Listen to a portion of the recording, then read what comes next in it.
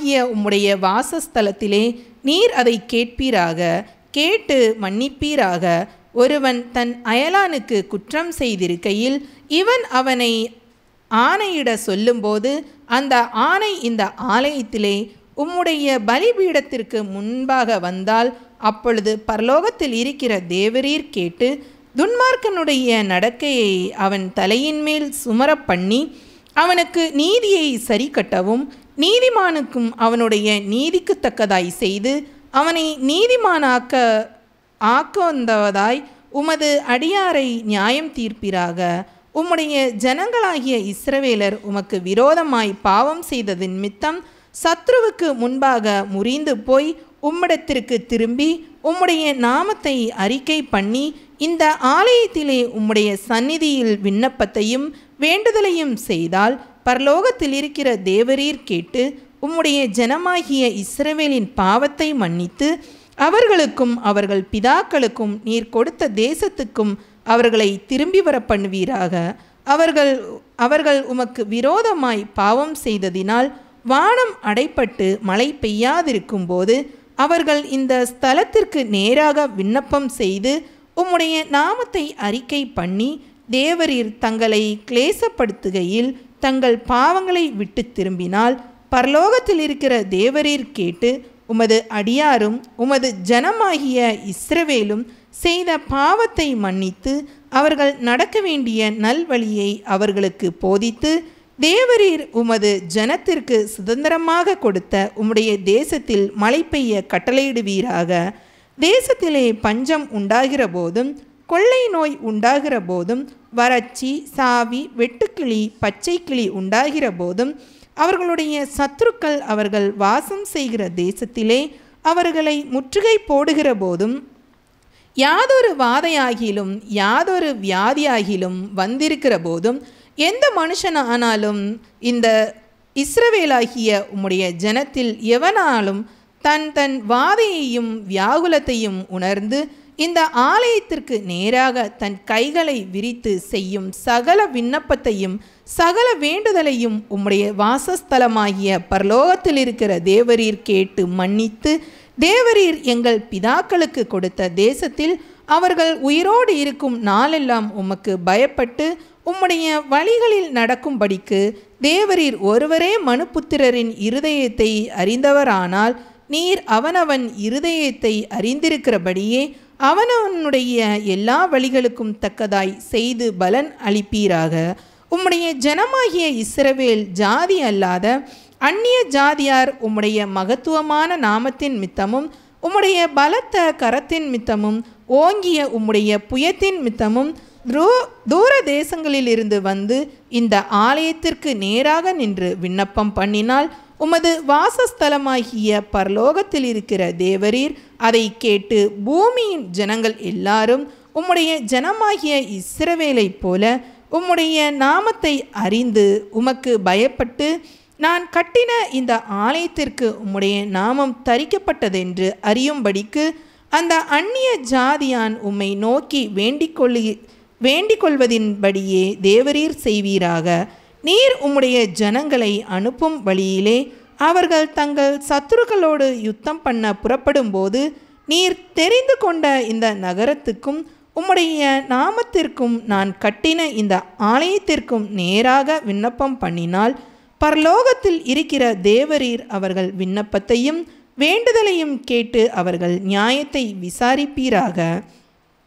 பாவம் செய்யாத மனுஷன் இல்லையே, ஆகையால் அவர்கள் உமக்கு விரோதமாய் பாவம் செய்து தேவரீர் அவர்கள் மேல் கோபம் கொண்டு அவர்கள் சத்துருக்கள் கையில் அவர்களை ஒப்பு கொடுக்கிறதினால் அவர்களை சிறைப்பிடிக்கிறவர்கள் அவர்களை தூரத்திலாகிலும் சமீபத்திலாகிலும் இருக்கிற தங்கள் தேசத்திற்கு கொண்டு போய் இருக்கையில் அவர்கள் சிறைப்பட்டு போன தேசத்திலே தங்கள் உணர்வடைந்து மனம் திரும்பி நாங்கள் பாவம் செய்து அக்கிரமம் பண்ணி துன்மார்க்கமாய் நடந்தோம் என்று தங்கள் சிறையிருப்பான தேசத்திலே உம்மை நோக்கி கெஞ்சி தாங்கள் சிறைகளாக கொண்டு போகப்பட்ட தங்கள் சிறையிருப்பான தேசத்திலே தங்கள் முழு இருதயத்தோடும் தங்கள் முழு ஆத்மாவோடும் உம்மிடத்தில் திரும்பி தேவரீர் தங்கள் பிதாக்களுக்கு கொடுத்த தங்கள் தேசத்திற்கு தேவரீர் தெரிந்து கொண்ட இந்த நகரத்திற்கும் உம்முடைய நாமத்திற்கு நான் கட்டின இந்த ஆலயத்திற்கும் நேராக உம்மை நோக்கி விண்ணப்பம் பண்ணினால் உம்முடைய வாசஸ்தலமாகிய பரலோகத்தில் இருக்கிற தேவரீர் அவர்கள் விண்ணப்பத்தையும் ஜெபங்களையும் கேட்டு அவர்கள் நியாயத்தை விசாரித்து உமக்கு விரோதமாய் பாவம் செய்த உம்முடைய ஜனத்திற்கு மன்னித்தருளும். இப்போதும் என் தேவனே, இந்த ஸ்தலத்திலே செய்யப்படும் விண்ணப்பத்திற்கு உம்முடைய கண்கள் திறந்தவைகளும் உம்முடைய செவிகள் கவனிக்கிறவைகளுமாய் இருப்பதாக. தேவனாகிய கர்த்தாவே, உம்முடைய தாபர ஸ்தலத்திற்கு தேவரீர் உமது வல்லமை விளங்கும் பெட்டியுடன் எழுந்தருளும். தேவனாகிய கர்த்தாவே, உமது ஆசாரியர் இரட்சிப்பை தரித்து உம்முடைய பரிசுத்தவான்கள் நன்மையிலே மகிழ்வார்களாக. தேவனாகிய கர்த்தாவே, நீர் அபிஷேகம் பண்ணினவனின் முகத்தை புறக்கணியாமல் உம்முடைய தாசனாகிய தாவீதுக்கு வாக்குத்தத்தம் பண்ணின கிருபைகளை நினைத்தருளும் என்றான். சாலமோன் ஜெபம் பண்ணி முடிக்கிற போது அக்கினி வானத்திலிருந்து இறங்கி சர்வாங்க தகன பலியையும் மற்ற பலிகளையும் பட்சித்தது. கர்த்தருடைய மகிமையும் ஆலயத்தை நிரப்பிற்று. கர்த்தருடைய மகிமை கர்த்தருடைய ஆலயத்தை நிரப்பினதினால் ஆசாரியர்கள் கர்த்தருடைய ஆலயத்திற்குள் பிரவேசிக்க கூடாதிருந்தது. அக்கினி இறங்குகிறதையும் கர்த்தருடைய மகிமை ஆலயத்தின் மேல் தங்கி இருக்கிறதையும் இஸ்ரவேல் புத்திரர் எல்லாரும் கண்டபோது தலவரிசை மட்டும் தரையிலே முகங்குப்புற குனிந்து பணிந்து, கர்த்தர் நல்லவர், அவருடைய கிருபை என்றும் உள்ளது என்று சொல்லி அவரை துதித்தார்கள். அப்பொழுது ராஜாவும் சகல ஜனங்களும் கர்த்தருடைய சந்நிதியில் பலிகளை செலுத்தினார்கள். ராஜாவாகிய சாலமோன் 20,000 மாடுகளையும் 120,000 ஆடுகளையும் பலியிட்டான். இவ்விதமாய் ராஜாவும் சகல ஜனங்களும் தேவனுடைய ஆலயத்தை பிரதிஷ்டை பண்ணினார்கள். ஆசாரியர்கள் தங்கள் பணிவிடைகளை செய்து நின்றார்கள். தாவீது ராஜா லேவியரை கொண்டு கர்த்தருடைய கிருபை என்றும் உள்ளது என்று அவரை துதித்து பாடியபடியாக சேவித்த கர்த்தரின் கீத வாக்கியங்களை அவர்களுக்கு வாசித்து சேவித்து நின்றார்கள். ஆசாரியர்கள் அவர்களுக்கு எதிராக நின்று பூரிகைகளை ஊதினார்கள். இஸ்ரவேலர் எல்லாரும் நின்று கொண்டிருந்தார்கள். சாலமோன் உண்டாக்கின வெண்கல பலிபீடம் சர்வாங்க தகன பலிகளையும் போஜன பலிகளையும் நினத்தையும் கொல்லாமட்டாதிருந்தபடியினால் கர்த்தருடைய ஆலயத்திற்கு முன்னிருக்கிற பிரகாரத்தின் நடுமையத்தை சாலமோனின் பரிசுத்தப்படுத்தி அங்கே சர்வாங்க தகன பலிகளையும் சமாதான பலிகளையும் நினத்தையும் செலுத்தினான். அக்காலத்தில் தானே சாலமோனும் ஆமாத்தின் எல்லையிலிருந்து எகிப்தின் நதி மட்டும் வந்து அவனோடு கூட இருந்த மகா பெரிய கூட்டமாகிய இஸ்ரவேல் அனைத்தும் 7 நாளளவும் பண்டிகையை ஆசரித்து 8ஆம் நாளை விசேஷித்த ஆசாரிப்பு நாளாய் கொண்டாடினார்கள். 7 நாள் பலிபீடத்தில் பிரதிஷ்டையையும் 7 நாள் பண்டிகையையும் ஆசரித்தார்கள். 7ஆம் மாதத்தின் 23ஆம் தேதியிலே தங்கள் கூடாரங்களுக்கு போக ஜனங்களுக்கு விடை கொடுத்தான். கர்த்தர் தாவீதுக்கும் சாலமோனுக்கும் தமது ஜனமாகிய இஸ்ரவேலுக்கு செய்த நன்மைக்காக சந்தோஷமும் மனமகிழ்ச்சியுமாய் போனார்கள். இவ்விதமாய் சாலமோன் கர்த்தருடைய ஆலயத்தையும் ராஜ அரண்மனையையும் கட்டி தீர்த்தான். கர்த்தருடைய ஆலயத்திலும் தன் அரண்மனையிலும் சாலமோன் செய்ய மனதாய் இருந்ததெல்லாம் அனுகூலமாயிற்று. கர்த்தர் இரவிலே சாலமோனுக்கு தரிசனமாகி, நான் உன் விண்ணப்பத்தை கேட்டு இந்த ஸ்தலத்தை எனக்கு பலியிடும் ஆலயமாக தெரிந்து கொண்டேன். நான் மழையில்லாதபடி வானத்தை அடைத்து அல்லது தேசத்தை அழிக்க வெட்டுக்கிளிகளுக்கு கட்டளையிட்டு அல்லது என் ஜனத்திற்கு கொள்ளை நோயை அனுப்பும்போது என் நாமம் தரிக்கப்பட்ட என் ஜனங்கள் தங்களை தாழ்த்தி ஜெபம் பண்ணி என் முகத்தை தேடி தங்கள் பொல்லாத வழிகளை விட்டு திரும்பினால், அப்பொழுது பரலோகத்தில் இருக்கிற நான் கேட்டு அவர்கள் பாவத்தை மன்னித்து அவர்கள் தேசத்துக்கு சேமத்தை கொடுப்பேன். இந்த ஸ்தலத்திலே செய்யப்படும் ஜெபத்திற்கு என் கண்கள் திறந்தவைகளும் என் செவிகள் கவனிக்கிறவைகளுமாய் இருக்கும். என் நாமம் இந்த ஆலயத்தில் என்றென்றைக்கும் இருக்கும்படி நான் இதை தெரிந்து கொண்டு பரிசுத்தப்படுத்தினேன். என் கண்களும் என் இருதயமும் என்னாலும் இங்கே இருக்கும். உன் தகப்பனாகிய தாவீது நடந்தது போல நீ எனக்கு முன்பாக நடந்து நான் உனக்கு கற்பித்தபடியெல்லாம் செய்து என் கட்டளைகளையும் என் நியாயங்களையும் கைக்கொள்ளுவாயானால், அப்பொழுது இஸ்ரவேலை அரசாளும் புருஷன் உனக்கு இல்லாமற் போவதில்லை என்று நான் உன் தகப்பனாகிய தாவீதோடு உடன்படிக்கை பண்ணினபடியே உன் ராஜ்ய பாரத்தின் சிங்காசனத்தை நிலைக்க பண்ணுவேன்.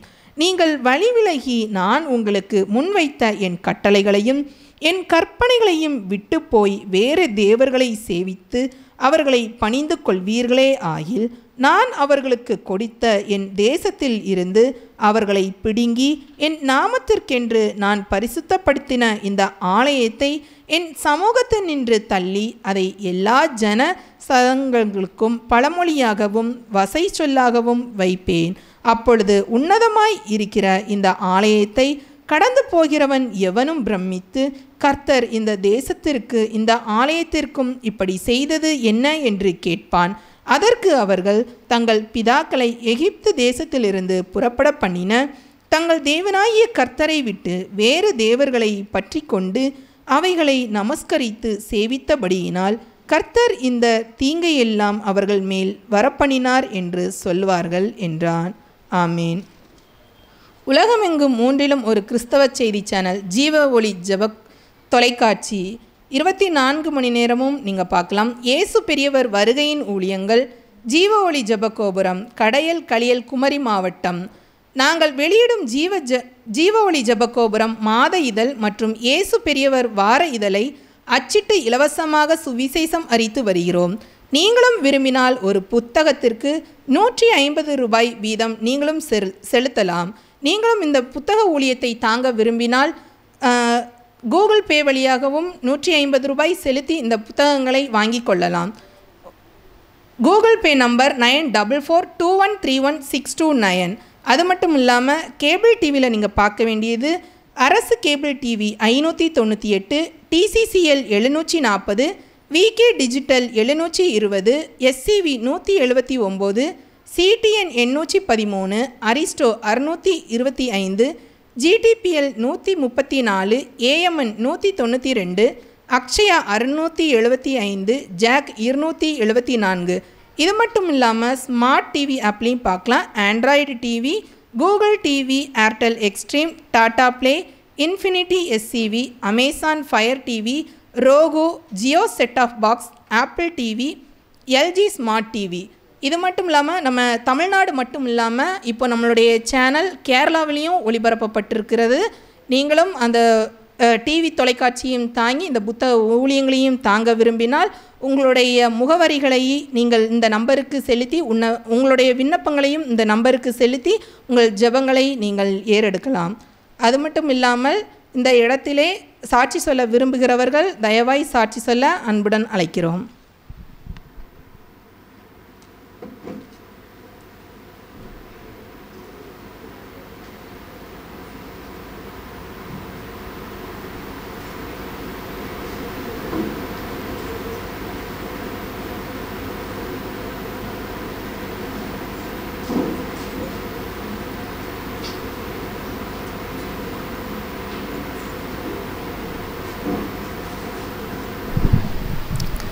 கர்த்தருடைய பரிசுத்த நாமத்திற்கு மகிமை உண்டாவதாக.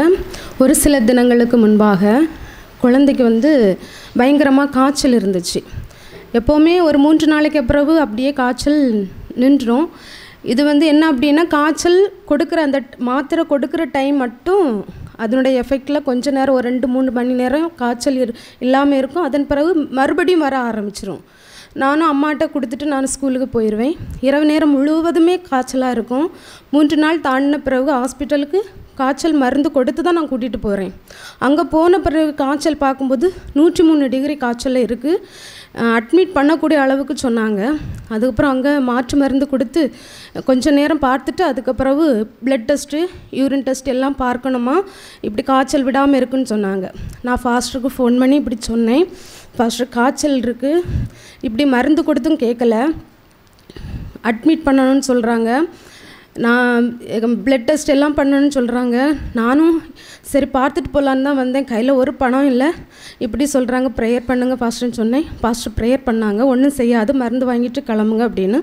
நாங்களும் சரி டாக்டரை பார்த்துட்டு மருந்து வாங்கிட்டு கிளம்பிட்டோம். அப்புறவு நானும் ஏசப்பா நான் சாட்சி சொல்லுவேன், பிள்ளைக்கு எப்படியோ மலை போல் வரக்கூடிய எந்த ஒரு நோயும் கூட பனி போல் மாற்றி தருகிறவர். இந்த ஊழியத்தில் அவள் பிறந்த நாள் முதற்கொண்டு இந்நாள் வரைக்கும் கூட அவளுக்கு உயிர் பிச்சை தந்த ஊழியம் இது. அந்த அளவுக்கு ஆண்டவரை எந்த ஒரு பலவீனமும் அவளை தாக்காதபடிக்கு நீ நிச்சயமாய் விடுதலை தருவீர் என்பதை விசுவாசிக்கிறேன் சொல்லி ஜபித்த பிறகு அந்த 3 நாளைக்கு பிற்பாடு அந்த காய்ச்சல் மறுபடி வரவே இல்லை. திரும்ப நாங்கள் ஹாஸ்பிட்டல் செக் பண்ணும்போது பரவாயில்லைன்னு சொல்ல கர்த்தர் கிருபை செய்தாங்க. அது மட்டும் இல்லை, என்னுடைய உடம்புலையும் ஒரு சிறு தேமல், அது பயங்கரமாக, அதாவது வேர்வை படும்போது கூட ரொம்ப அதிகமாக அரிப்பு ஏற்படும். என்னால் ஸ்கூலில் வேலை செய்ய முடியாது, கோட்டு போட்டிருப்பேன்.